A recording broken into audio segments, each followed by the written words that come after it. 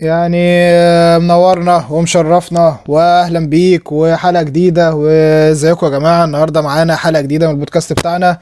يعني منورنا ومشرفنا، ويعني من اسهل المفاوضات اللي ممكن تتعمل في الحياة.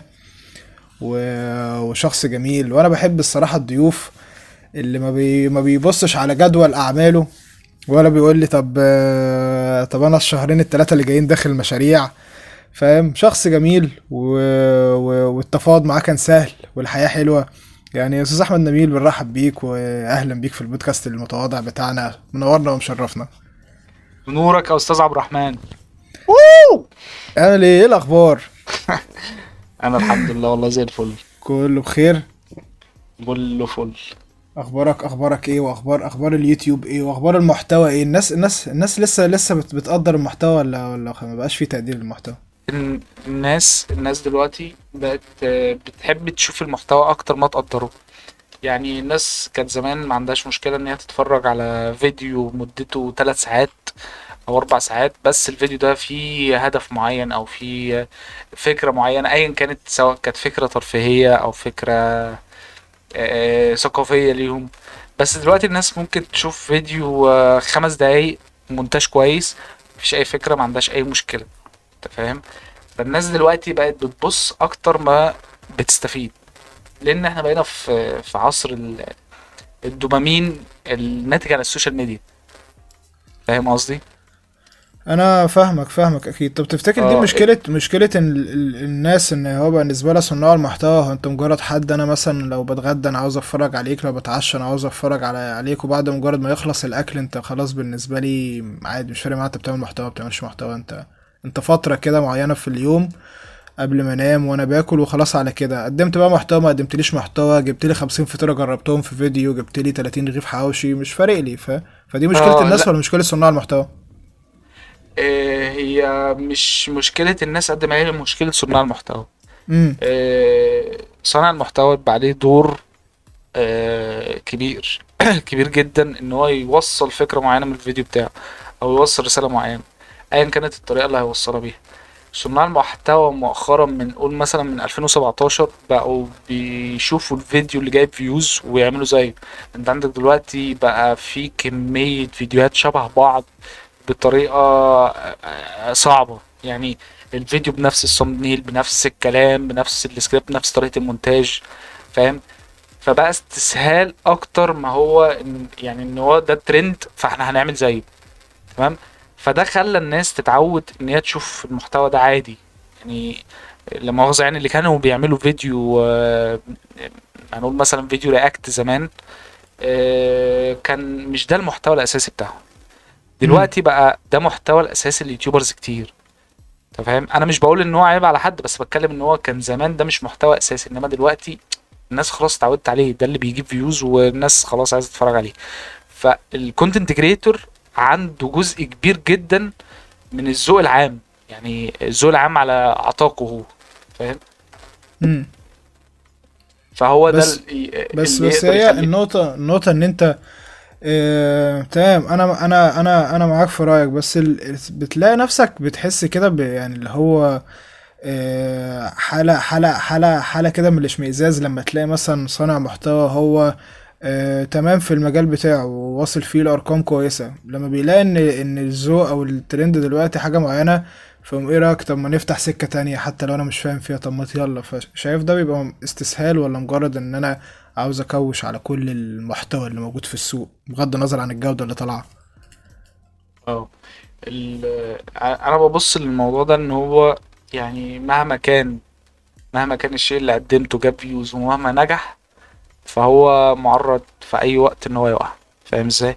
يعني امم بيبقى عندك امثله لليوتيوبرز كانوا موجودين ومكسرين الدنيا، او كونتنت كريتورز لو كانوا مكسرين الدنيا وصلوا للبيك بتاعتهم حرفيا، ودلوقتي محدش يسمع عنهم. امم عندك من الامثله دي باسم يوسف مثلا، كان وصل اه، لمرحله كبيره جدا ان هو بقى البرنامج بتاعه الاسبوعي الناس كلها بتتفرج عليه وتستناه. دي كانت حاجة غريبة أصلا، حاجة غريبة إن حد كان بيقدم محتوى على اليوتيوب ومرة واحدة نلاقيه في التلفزيون. دي كانت ساعتها كان حدث. إيه ده؟ لان هي كانت حاجه جديده. يعني هي اه كانت بداية بقى ظهور ان الناس تسيب السوشيال ميديا وتروح تتجه للتلفزيون. دي كانت الحمد لله ان هي يعني الى حد ما بتقف دلوقتي. ده دلوقتي بس العكس بقى، بقت الناس تيجي من اه التلفزيون يروحوا اليوتيوب. اه بيطلعوا لايفات تيك توك. اه تلاقوا مذيعين الكوره ما حدش بيشوفهم في الاستوديوهات التحليليه بييجوا يعملوا بودكاست. اي ف لقمه تعيش.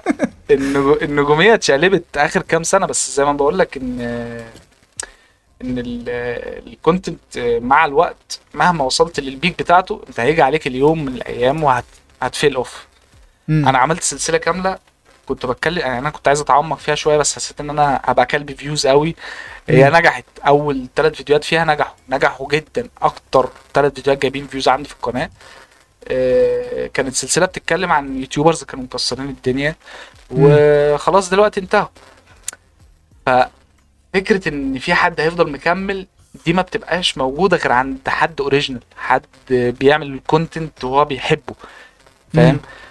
انا ببص الموضوع ان انت بتحب الكونتنت. يعني انا مثلا النهارده بحب البيانو فانا هطلع اعمل كونتنت عن البيانو. في ناس بتحب البيانو زيي هتيجي تتفرج عليا وهتفضل تتفرج عليا لغايه اما يكرهوا البيانو. فاهم قصدي؟ امم. ايا كان بقى الكونتنت عباره عن ايه. بس فالاوريجينال هو دايما اللي بيكمل، والاوريجينال اللي هو دايما اللي بيعيش يعني. دي حقيقة، دي حقيقة. طب في ظاهرة المحتوى الغريب اللي بقى يظهر في الوقت الحالي، يعني انت ممكن تتقبل الموضوع ده من شباب، الناس في نفس السن، بس مرة واحدة تلاقي تفتح مثلا التيك توك، هو بقى اشهر حاجة دلوقتي، او اليوتيوب مثلا، فتلاقي ناس في يتراوح عمرهم يعني ما بين فوق ال40 لفوق ال60 سنة بيقدموا محتوى، مسمينهم نفسهم صناع محتوى. انا ما عنديش مشكلة، يعني العمر عادي، يعني العمر ده مجرد رقم في البطاقة. اهم حاجة ايه؟ اهم حاجة ايه؟ القلب والروح والشباب وكده. بس انت بتلاقي بقى حاجات يعني الناس، يعني انتوا صعبانين عليا. ظاهرة الناس الكبيرة اللي بقوا يدخلوا يعملوا محتوى بدون رقابة عليهم ولا بدون أي حاجة، والناس بقى بتتقسم نصين، لأن الناس يقول لك يا عم سيبه سيبه يفرح، وحد تاني يقول لك يا عم جه احترم سنه. أنت بتشوف الموضوع ده إزاي؟ بشوف ان هو كده كده السوشيال ميديا مكان تقول فيه الكلام اللي انت عايز تقوله. امم. يعني هنقول كمثال عم احمد نور الدين اه ما. كشخص. هو يمكن دي الحاجة الوحيدة اللي بترفع عنه. كان امم. بادئها ايا يكن كانت الطريقة اللي بادئها عشانها، بس هو حاسس بده بترفيه وشيء بيجيب له دخل مادي، بس هو مبسوط. فاهم ازاي؟ فالكونتنت بتاعه ايا كان ايه مش مشكلة. يعني هو مش بيستهلك مش بيجي ياخد من النت بتاعك ويرفع الفيديوهات. فاهم ازاي؟ امم. فمفيش مشكلة ان يكون في شخص ما عندوش خبرة كفاية في السوشيال ميديا وبيقدم محتوى. السوشيال ميديا اتعملت عشان تكسر قاعدة ان انت لازم تكون ابن ممثل او ابن مش عارف حد مهم في البلد عشان تقدر تدخل مجال الشهرة والاضواء والكلام ده. بس يعني انا شايف ان اي حد يقدر يعمل كونتنت دلوقتي ايا كان هو عنده او ما عندوش هو يقدر يعمل. الفكرة بس ان هو هل هيعمل حاجة كويسة ولا هيمشي ورا ان هو يجمع فيوز. وعارف انت بقى السكة اللي هي ايا كان الطريق اللي هياخده فهو هيضر هو، مش هيضر امم. حد من المشاهدين. أكيد بس أكيد. كده كده انا كده احترم الشخص ده ايا كان هو هيقدم ايه، هو شخص امم. موجود على النت وعنده مشاعر وعنده احاسيس. فمهما كان ما ينفعش ان هو ايه الموضوع ان احنا نروح على اجريسي ايه انت اللي انت بتعمله ده، انت راجل بومر ما مش منطقي. اعمل له نوت انترستد وخلاص ما تشغلش نفسك بيه.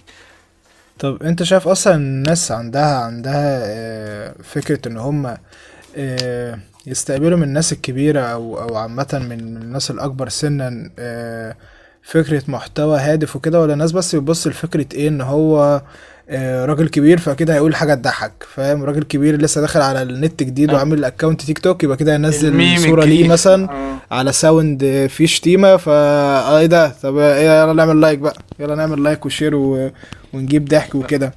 فبتحس اه ان في فجوة زمنية ما بين الجيل القديم والجيل الجديد في استخدام المنصات السوشيال ميديا. عامة.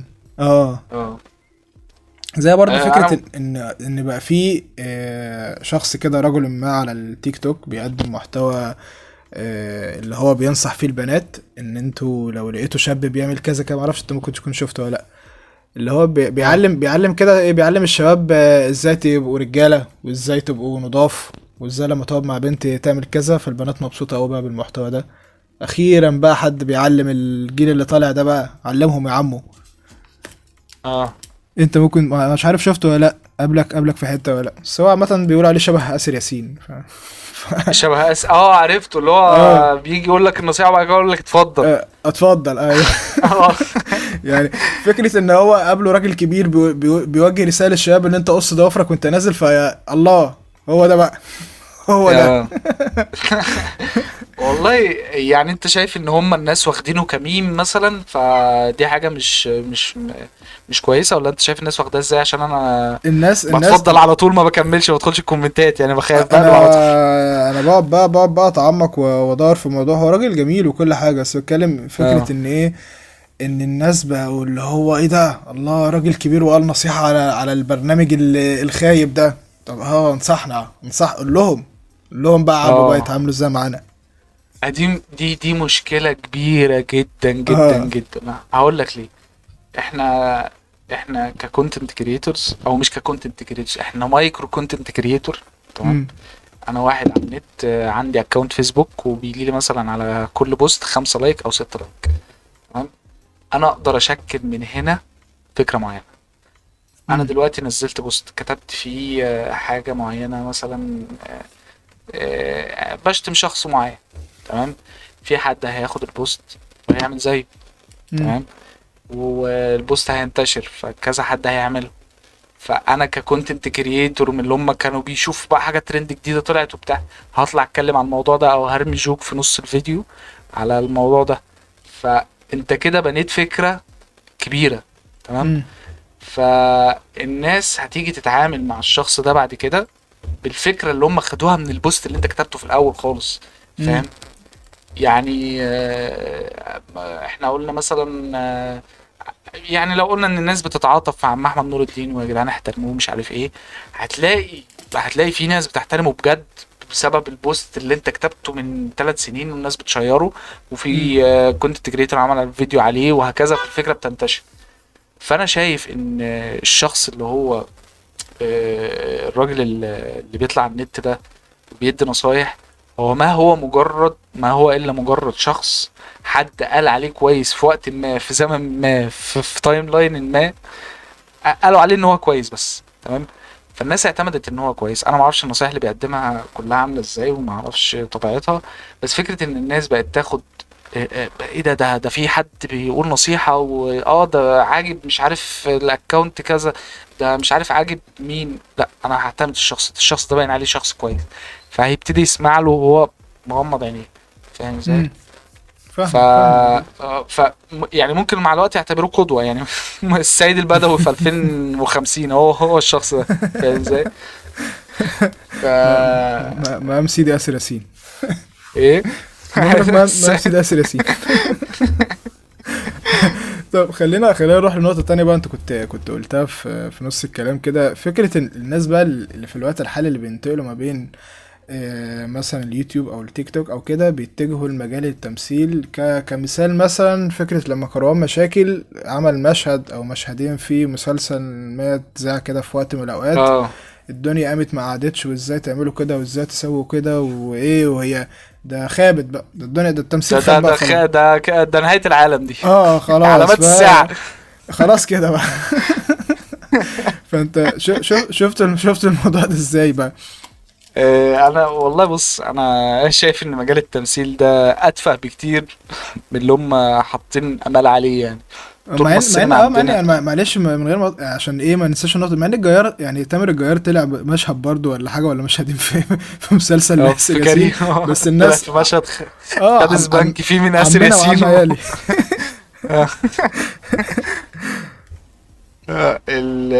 زي ما بقول لك التلفزيون او السينما عامة في مصر بالاخص، هي مش معرضة خلال ال 30 40 سنة الجايين ان هي تكسب حاجة. امم. تمام، طبعا في حاجات حلوة بتطلع، بس ما احنا كشعب احنا ما بنقدرش الفن النضيف. امم. فحتة ان حاجة تفايرل ان هي تطلع بره وتاخد اوسكار، هي مش موجودة. فايه المشكلة اما اسمه ايه كروان مشاكل يطلع في مسلسل مثلا؟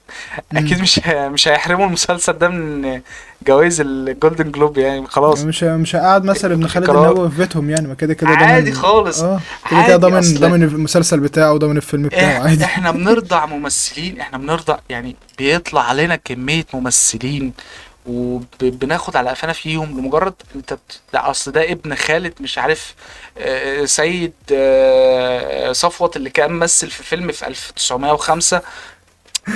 فاحنا المجال بتاعنا كده، فمفيش مشكلة اما يكون واحد زي كروان مشاكل. انا عارف كروان مشاكل ساكن في منطقة شعبية، فاهم؟ امم.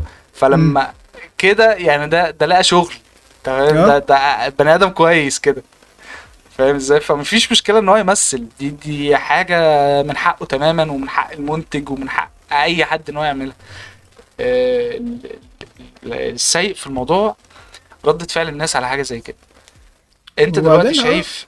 دي مم. حقيقة، هو المخرج لما جابه ما خلوش مثلا يعمل دور رجل اعمال ولا اي حاجة، هو جابه بطبيعته احسن ما يجيب. جابه في دور قال له ما تمثلش، قال له تعالى اه. هنصور حياتك العادية. ممكن يكون ما يكونش قالوا ان ده فيلم اصلا او مسلسل، قالوا تعالى اه، تعالى نصور تيك بص توك. ايه هنعمل فلوجاية. ف... فهي دي اه. الفكرة، أحسن ما يجيب واحد ولا عمره نزل منطقة شعبية، بس فكرة إنه صبغ شعره أصفر ويقعد يعوج لسانه، بس نقول عليه ممثل بقى، ده ممثل. اه. ما هو ما جابوش، هو جابه في دور بلطجي تقريبا، او جابه في دور كان بيبيع حاجات يعني، حاجة كده يعني. حاجة في السكة دي. يعني 100% ابروفد. يعني ايه المشكلة اما يا عم يجيبوا مين ده؟ يجيبوا اي حد في الدنيا هيعمل الدور ومفيش اي مشكلة، فاهم؟ الناتج النهائي صفر كده كده، فاهم؟ فمفيش مشكلة، هي خربان خربان. هي هو راجل. الناس بتبقى واخدة انطباع يعني، هم واخدين فكرة، واخدين انطباع عن البني آدم ده، إنه مهما عمل أي حاجة ومهما خد خطوة، انت ازاي بقى، انت ايه بقى، انت بني ده ادم انا بقى بقى ولا ايه احط بقى؟ الشهاده دي فين بقى؟ الشهاده اه. دي، يعني الشهاده دي مكانها فين بقى؟ انا راجل ده. انا شفت بوست قبل كده لواحده او مش فاكر، هي كان بوست كاتبين فيه حديث على لقاء تلفزيوني. مش امم. فاكر مين ممثله طالعه على التلفزيون، فداخله بتقول لها انا في معهد تمثيل وبقالي او معهد اعلام تقريبا او كليه اعلام ودرس اعلام، وانت واخده مكاني. ايه المنطق؟ ايوه، ايوه، هي واخده مكانك وطالعه بالترنج، فمفيش مشكله. هي مش ما خدتش مكان. يعني هي كانت متخيله ان ده هي حاجزة المكان. هي حاجزة هنا. في فصل احنا فاهم، هنقسم المراكز في البلد على على حسب الناس اللي موجوده ومواهبهم. هي لا، توزيعها بعد كلية اعلام. هي ارزاق طبعا في الاول وفي الاخر، وربنا اللي بيتحكم ان يكون الشخص ده موجود لاستقرار الكوكب، وان الكوكب يفضل في احسن حال. فواحد زي كرام مشاكل هو ما خدش دور حد، تمام، وما مش احسن من حد. وانت اللي متعلم ومعاك شهادات في الدراسات العليا، انت تشتغل بشهاداتك، مالكش دعوة بالتمثيل خالص، مالكش دعوة بالملايين اللي هو معاه اللي هي معاه. بس ف العالم هي العالم لازم يكون مكان انضف شويه. انا حاسس ان العالم دي اجريسيف. حقيقة. مش اجريسيف، انضف في شوية، على خناقه. قد على قد ما يبقى فيه مساواة شوية يعني. تخيل لو كان مكان كرام مشاكل ده مثلا، يا عم هقول لك مين مثلا، اقول عم احمد مثلا، عم احمد نور الدين، كان هيبقى نفس رد اه، الفعل؟ ولا كنت هتلاقي الناس يقولوا اخيرا، ايوه بقى احنا عاوزين بقى ناس من حياتنا بجد يمثلوا بقى. لو جابوا عم احمد يمثل يعني. ما مثلا لو شارك في فيلم، هل هيبقى نفس رد فعل الناس على كرام مشاكل؟ ما اظنش. استحالة، اه. استحالة، أم؟ استحالة ان هما الناس انت شايف ان الناس هتسبورت حاجة زي كده؟ اكيد الناس هيدعموا بقى عم احمد، يقولوا ايوه الجوكر لا، المصري. لا، للأسف، للأسف.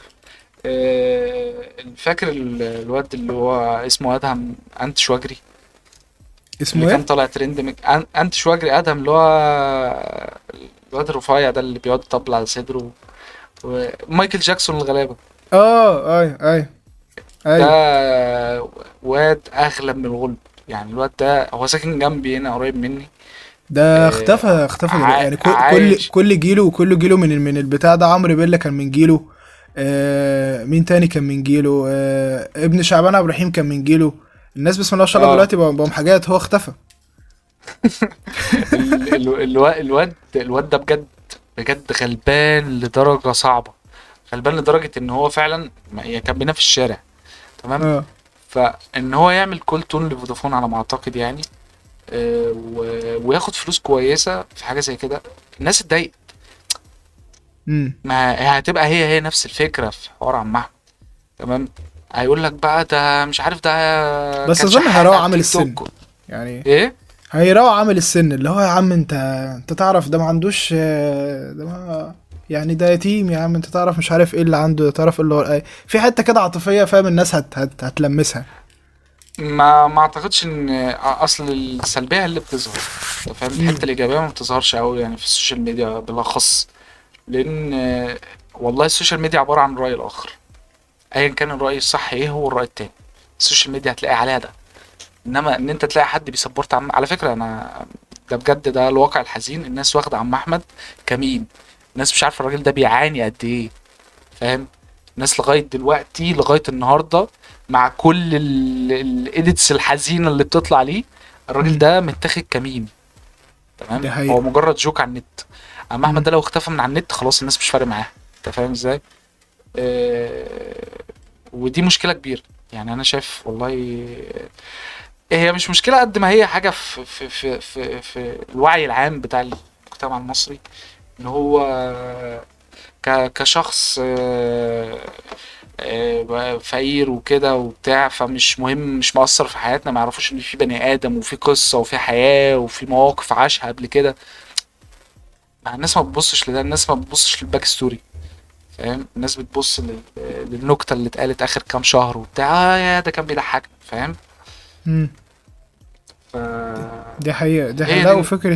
فكرة كمان ان هو طول ما انت تمام، انت عم احمد الطيب اللي هو بتقدم حاجات كده، كلام ينزل على موسيقى حزيني ونقول والله ده احنا ممكن في يوم من الايام نبقى كده. انت تمام حبيبنا وكل حاجة. لو جالك بقى دعم من فيكسد ولا من اي حد بعتلك فلوس، ايه يا عم بقى ما تروح تشوف لك شغلانة؟ انت اه انت ايوه في ايه بالظبط يا عم؟ انت مفيش بالظبط. غيرك ولا ايه؟ اه ما هي دي مشكله كبيره. وانا مش عارف يعني انا مش عارف بصراحه حلها ايه. حتى انا والله العظيم في معظم الفيديوهات او معظم الحاجه اللي انا بعملها لما باجي انتقد شخص، هو الشخص ده بيبقى عامل بلاوي. انا اضطريت ان انا اطلع اتكلم عنه، فاهم. امم. انا لا الشخص ده لازم اطلع اتكلم عنه واقول عمل واحد اتنين تلاته. امم. تمام. بحاول على قد ما اقدر ان انا اكون يعني مش عايز اقول المصطلح ده، بس اكون سوفت في النقد بتاعي، فاهم. امم. ف بلاقي في الكومنتات الناس، انت بتتكلم على الحوش دول ولا مش عارف. يا جدعان بالراحه شويه، دول بني ادمين والله. ده, ده ناس عندهم مشاكل على فكره. في ناس كتير جدا جدا جدا عملت عليهم فيديوهات، او يمكن مثلا حوالي 80 90% من الناس اللي عملت عليهم فيديوهات كلموني. انت فاهم. امم. اي نعم هي بتبقى مكالمة فيك او حديث فيك، ان هو بقى انا ايه ده ضحكت وبتاع، بس هو بيشوف ده، هو بيتأثر بده، امم. فاهم. انا الحمد لله انا ما عنديش حتة ان انا اتأثر بالكومنتات دي. بس كان في فترة في الاول كده كان بيجي لي هيت بشع. يعني كنت اعمل مثلا فيديو عن شخص الناس بتحبه، وانا قاصد ان انا استفز الناس عشان الفيديو يتشاف، فالاقي في ناس، انا في واحد ضيع وقت من حياته اكتر من ربع ساعة عشان يكتب لي رسالة يشتمني فيها. دخل بعت لي ايميل على ايميل القناة يشتمني فيه.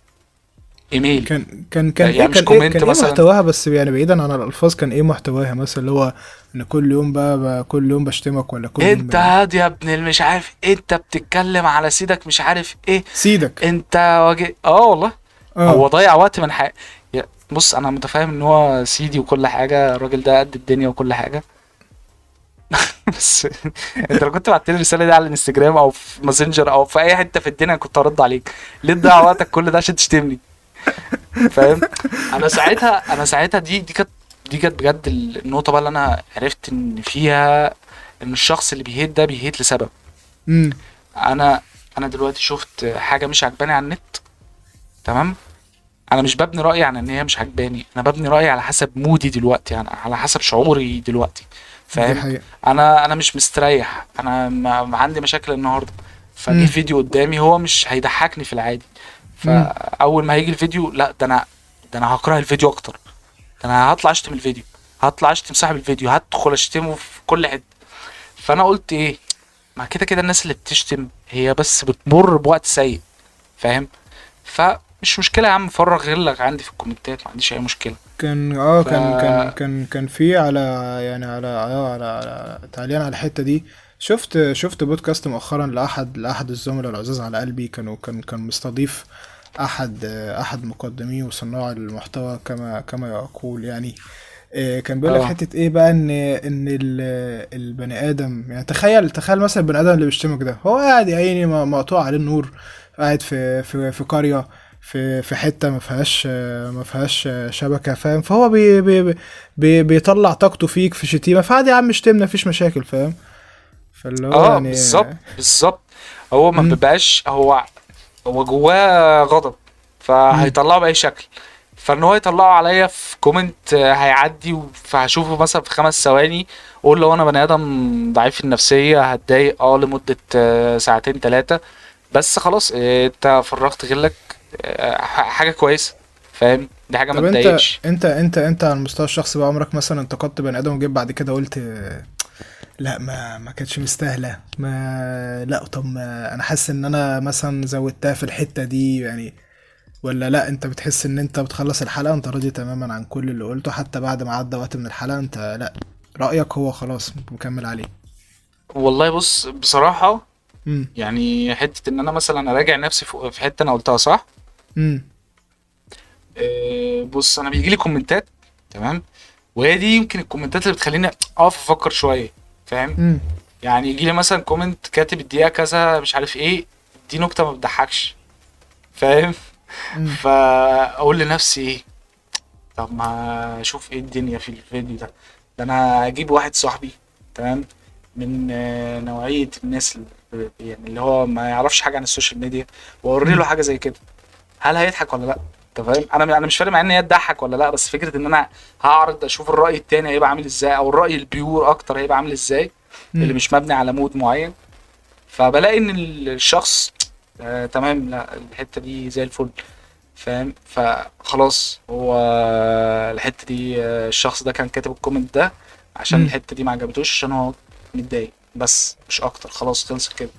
لكن ان انا اراجع نفسي في كلمه انا قلتها، لا، لان انا بعرض الفيديو على اكتر من حد قبل ما ارفعه، فاهم؟ انا فعلا بجيب يعني قبل ما تنزله اه بتوري لكذا حد؟ بجيب كذا صديق ليا يوتيوبرز، امم. وبندخل ديسكورد بقى قاعد بزنبهم كل يوم انزل فيه فيديو، بصوا يا جدعان الفيديو ده انا عملت فيه ايه، ايه امم. رايكم مش عارف في الكادر ده، المونتاج هنا ايه، هل ينفع كنت اقول كده ولا لا؟ فانا خلاص انا عديت حته ان انا راجع الفيديو، لكن امم. ممكن اراجع نكته بس الصراحه لان هي دي اللي انا قايم عليها البراند، يعني ان انا ممكن هزرت شويه فالناس بتضحك، لكن ان انا راجع نفسي في رايي لا، ما الراي خلاص اتبنى من زمان وما براجعش نفسي فيه، فاهم قصدي؟ امم. طب يعني بس خليني اسالك كده ايه سؤال، ويعني ده سؤال شخصي كده بكل ايه وتجاوب عليه بكل امانه، فاهم؟ اسئله شيخ الحاره دي، فاهم؟ اللي هو ايه يعني، انت المحتوى اللي انت بتقدمه بتاع اسوأ فيلم واوحش افيه والحاجات دي كلها، هل اه بتعمله كطريقه لجذب المشاهدات وانتشار القناه بشكل اسرع؟ لجذب المشاهدات لا، اه. بص انا كاريري يعتبر بدأ بالظبط من سنه وشهر، امم. تمام، من سنه وشهر انا كان جات لي لحد من سنه وشهر حوالي تلات تلات او 4 افكار، انا امم. متاكد ان الافكار دي هتنزل هتجيب فيوز كويسه جدا، امم. كويسه جدا، انا متاكد. انا الفيديو، عارف انت الفيديو اللي بتحطه الفيديو ده هيجيب فيوز، فاهم؟ فجيت ببص لنفسي، فبقول ما انا هنزل الفيديو ده، هل هقدر ابني عليه فكره تانية؟ لا. هل هقدر ابني عليه محتوى؟ لا. هل هيفيد حاجه في القناه قدام غير فيوز وسبسكرايبرز؟ لا. ففاكس، انا امم. مش مهتم بالفكره. فانا عندي حته ان انا ممكن اكنسل فكره فيديو انا شايف ان هي هتجيب فيوز لمجرد ان انا انزل فيديو تاني. انا حاسس ان الفيديو ده هيخدم الناس اكتر، او هيخدم الناس ان هي تتعلق بيه. انا عامه من نوع الكونتنت كريتورز اللي فيه تواصل بينه وبين الفانز. يعني انا باخد راي الناس على امم. الانستجرام، يعني في ناس بعد الفيديو بتيجي تقول لي اه الفيديو جامد، فاقول له حبيبي وكده. فبتواصل مع الناس طول الوقت، فاهم امم. ازاي؟ فحته ان انا اهتم بالفيوز اكتر ما اهتم براي الناس، لا. انا احيانا مثلا، عارف انت طبعا في اليوتيوب عندنا بيجيب لك احصائيه كده، الفيديو ده الاول من اخر 10 فيديوهات او الخامس او السادس، اه عارف انت اوكي. الحته دي؟ امم. صح. احيانا بيبقى الفيديو التاسع، تمام. امم. انت تعبت في الفيديو اسبوعين، وكتبت سكريبت ومنتجت وقعدت صورت وحاولت تظبط الكادر ومش عارف ايه، فتيجي تخش تلاقي الفيديو التاسع، حاجة محبطة، فاهم؟ فبدخل على الانستجرام الاقي واحد كاتب لي الفيديو جامد، انا مبسوط فشخ ان انت نزلت فيديو النهارده مش عارف ايه. خلاص كده الفيديو قد رسالته، فاهم؟ عادة ببقى متضايق ان الفيديو ما جابش فيوز الصراحة. انا هدفي على النت الفيوز، تمام. حاسس بيك، حاسس بيك. اه بس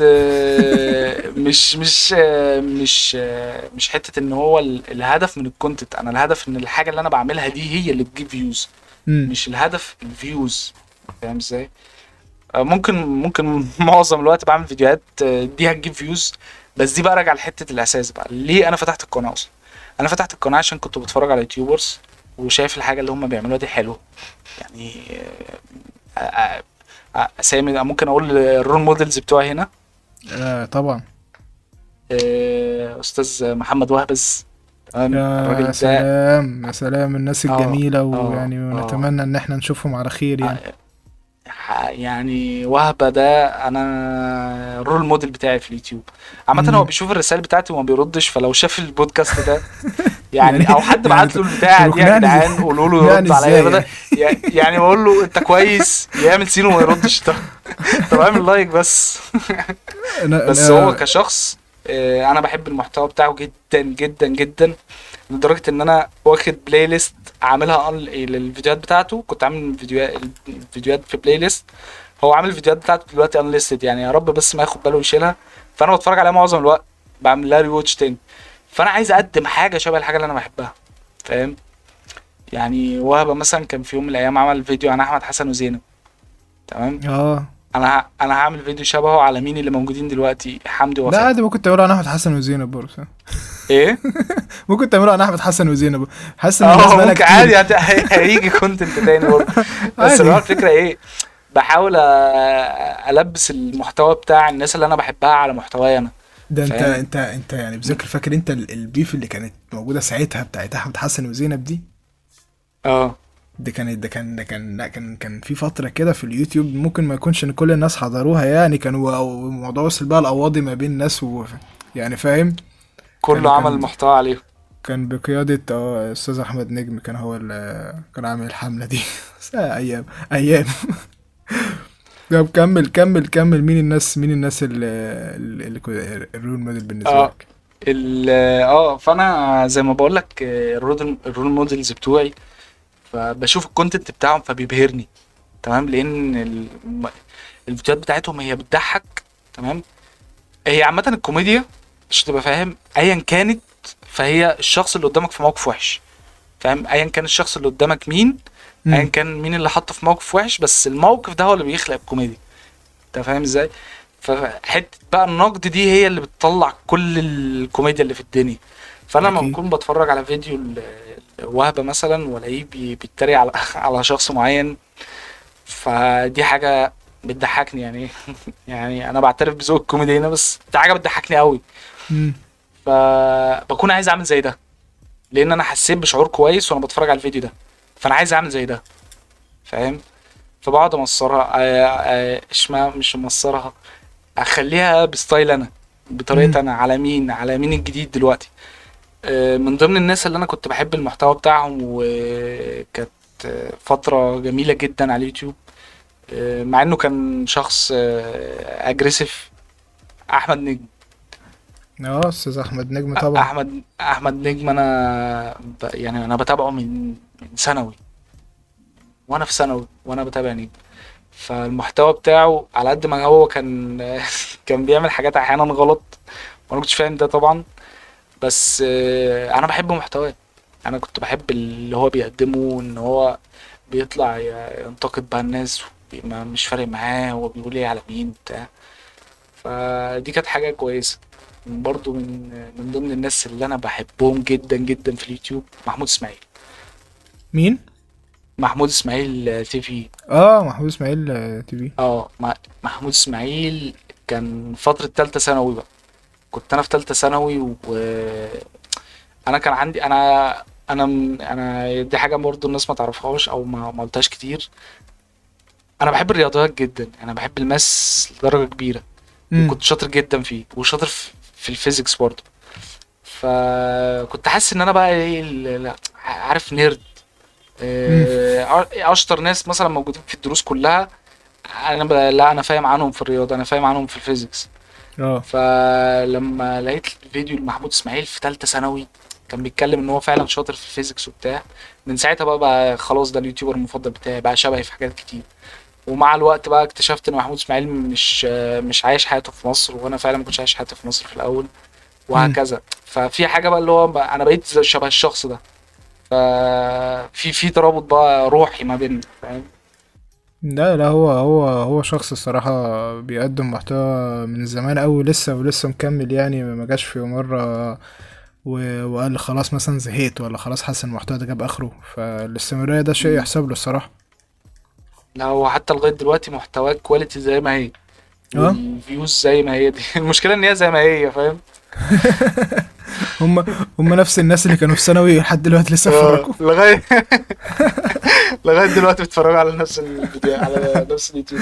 ما هو زي ما قلت لك حته الاوريجيناليتي، ان هو شخص بيعمل محتوى. هو يعني ممكن يطلع لك يتكلم عن كوبس الكهرباء، ما عندوش اي مشكله اه. يتكلم عن اي حاجه بتيجي في وشه، انت فاهم، ويطلع يعمل عليها فيديو عادي. فهو عشان حابب الكونتنت وبيعرف يقدمه صح، فبنكمل مع الناس. نعم الفترة اللي فاتت الناس بقى بتقول لك محمود اسماعيل مش عارف ما بيعملش مونتاج ليه ومش عارف ايه، وفين الشغف بتاع زمان وبتاع. هو بيعمل على قناة اسمها من غير مونتاج، فاهم. هي دي النكتة بس. طب عامة بقى، من يعني من الجيل بتاعك بقى، عارف دايما كده لما بيستضيفوا فنان في اي برنامج يعني، فبيقولوا بقى وانت بقى من الجيل بتاعك بقى، فاهم، بتحب تسمع مين مثلا، فاهم، انت بقى من الجيل بتاعك بقى يعني انت. يعني اظن الناس اللي شبك في المحتوى طبعا عمر الشاطر اه وعمر كاتو طبعا، فاهم، وانت احنا ففي عايزين جيل. نكنسله عامة. اه ففي جيل كده جميل طالع من الموضوع ده. مين ان انت نفسك تحب تتفرج عليه وحاسس ان هو لا يعني يستاهل مشاهدات اكتر، ويستاهل ن- سبسكرايب اكتر، ويستاهل يبقى في ن- حتة حلوة يعني. نقلة للكونتنت يعني على اليوتيوب. اه. والله بص انا شايف كذا حد. امم. والله في واحد، انا طبعا مش عايز اقول اسمه الصراحة، تمام. انا بحبه جدا، محتواه جميل جدا جدا جدا، امم. ومحتواه فلسفي بطريقة صعبة، طريقة أرستقراطي، اسمه مش عارف فيلسوف. ف اليوتيوبر ده لما بيجي يعمل فيديو هو بيكتب السكريبت، بعد كده يقعد يراجع السكريبت، بيكتب سكريبت، بيقعد مثلا اسبوع يكتب سكريبت، بعد كده امم. يقعد يراجع السكريبت اسبوع كمان، بعد كده يقعد يمر بمواقف في الاسبوع التالت فيحطها في السكريبت، ويعمل هكذا. انا مش عايز اقول محتوى ايه، امم. بس يجي في الاخر يعمل لك فيديو مدته مثلا بتاع ساعة، وعن حاجة ملهاش اي علاقة بحياته، بس يوصل لك هو فين دلوقتي، هو حاسس بيه. امم. المحتوى ده طلع مثلا من حوالي سنة، تمام، وكل اليوتيوب المصري دلوقتي بيقدمه. امم. اعتقد ان هو مثلا خلال سنتين هيتوسخ. المحتوى ده هيتوسخ وهيتملى بقى ايه، اعمل لنا بس شويه، بس ايه، اعمل لنا اعلان، ده اعمل لنا، خد بس اهو 5000 جنيه واعمل لنا اعلان، واطلع قول علينا ان احنا جامدين، بس ايه.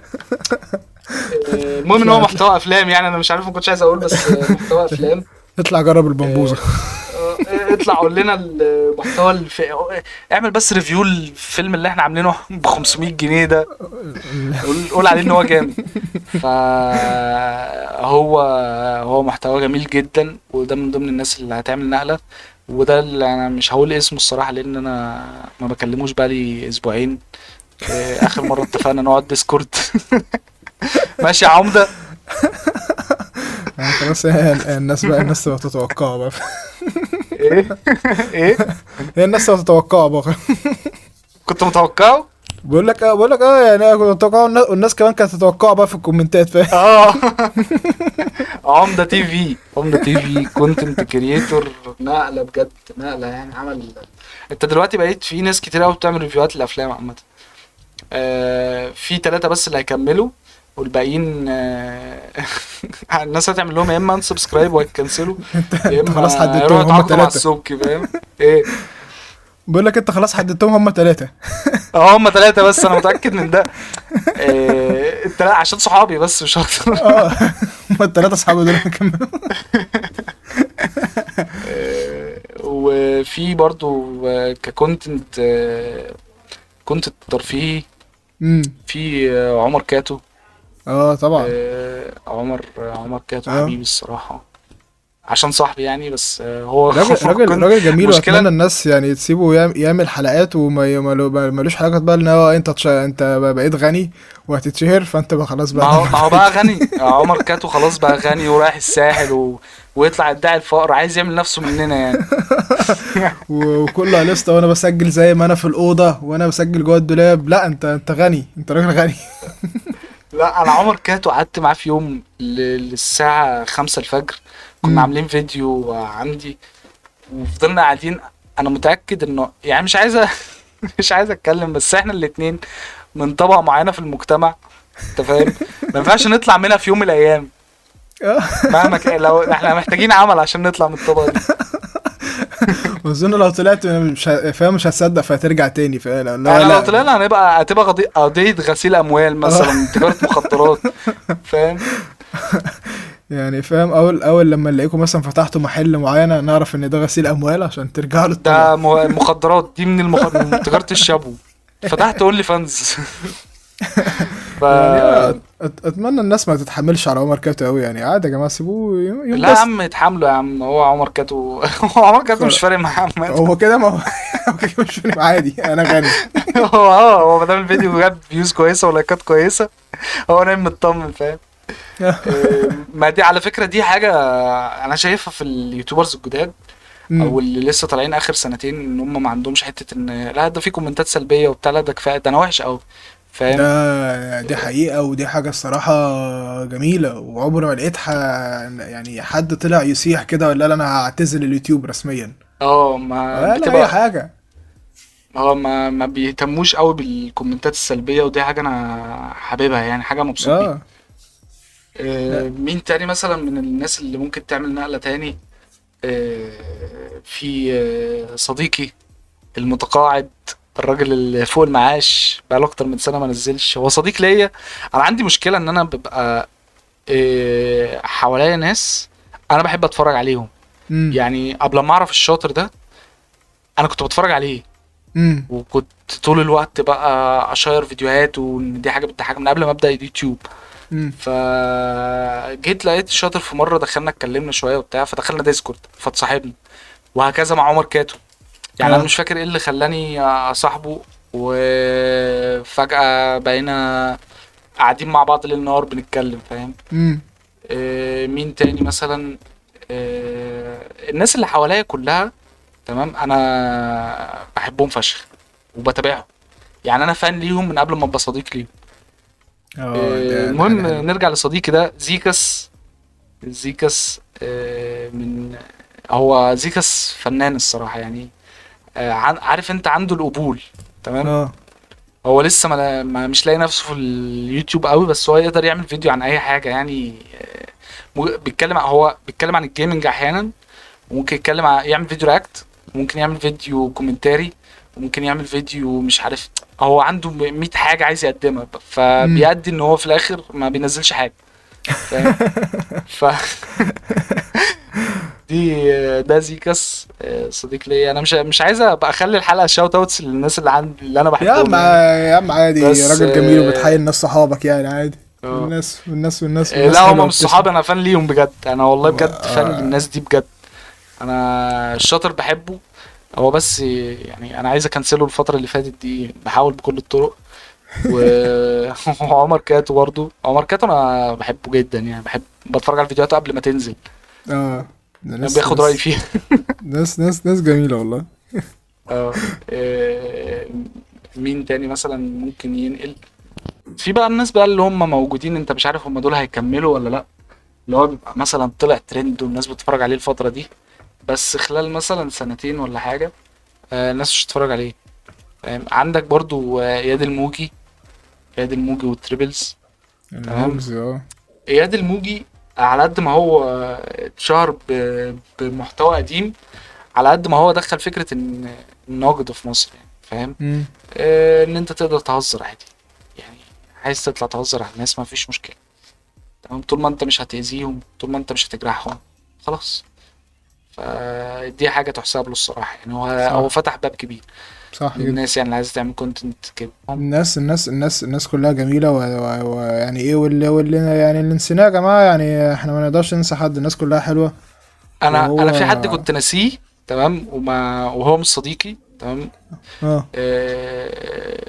صاص الين، امم. عارفه؟ لا الصراحة. هو بيعمل حاجة قريبة للانيميشن شوية. اه. تمام. المحتوى ده هو مش مشهور بره اصلا. امم. تمام. ويعني هو يعني بتشاف لو انت مثلا بره وتارجت اودينس اكبر وبيتكلم بالانجليزي، هتلاقي الفيديو جايب مليون. امم. فاهم؟ اكبر فيديو. فهو نقل المحتوى ده وجابه هنا في مصر بطريقه مصريه. تمام. وعامل بقى نفس الفايبس بتاعت الكونتنت ده بره، وباع كل ده ان هو حاجه جديده بتتشهر برضو يعني، اتشاف، فدخل مجال كويس جدا جدا لا لليوتيوب. نتمنى ان هو يكبر اكتر واكتر، واكيد هبقى ضيف يعني في حلقة معانا كده هنا في يوم من الايام يعني. اه. وبس انا يعني انا انا شهاب احمد برضو انا بحبه يعني، اه. باي ذا واي يعني. المهم لو عندك سؤال تاني عشان نخرج، لان انا مش هخلص يعني، أنا بحب كل اليوتيوبرز الصراحه، بحب كل اليوتيوبرز ما عدا عمر الشاطر يعني. ده عمر الشاطر عشان مش شاطر في حبيبي عمر الرياضيات. الشاطر. اه. عمر الشاطر والفانز، فانز عمر الشاطر اجريسيف بطريقه بشعه يعني. انا ممكن الاقي حد داخل يسالني على لون كلوت ايه، انا اولا مش بلبس كلوت، ثانيا انت ليه داخل تسالني على حاجه زي كده؟ الناس بتيجي من عنده بتبقى ناس غريبه الصراحه.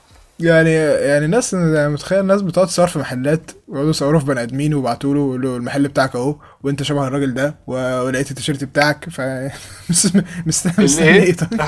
اه. يعني اه. احنا كده يعني، يعني والله احنا كده وصلنا لاخر البودكاست بتاعنا. و... وانا والله يعني ببقى مبسوط لما معايا ضيف كده، ايه الواحد بيقعد يتفرج عليه وما بيصدق ان الظروف تتجمع كده عشان ايه، نعمل حلقة حلوة ونستضيفه في البودكاست بتاعنا. احلى حاجة في التشانل يعني عامة، انا بحب اجيب الناس اللي انا ايه بتفرج عليهم ومتابعهم اصلا، ويعني اللي وافق ان هو يعني يطلع وكده ويتكلم براحته، فاهم؟ ده كده كده شخص جميل يعني، فالناس لازم تعرف ان كل حبيبي الناس يا اللي عبد بتيجي الرحمن. البودكاست هنا ايه، وخصوصا استاذ احمد يعني، يلا نسجل، طب بكره، يلا بكره، طب الساعه، يلا الساعه كذا، فاهم اللي هو الدنيا جميله. حبيبي يا عبد الرحمن. فتشرفتنا. وده اكيد يعني مش اخر مره زي ما بقول لكل الناس، اكيد ويعني ده اكيد. لسه بقى، وهنعمل اللي عايزين هنعمل نيجي بقى لما ديسكورد. نجيب عايزين نيجي بقى لما نعمل كاميرا بقى ونطلع بقى نتكلم عن اللايف ستايل واسعار البورصة اليوم.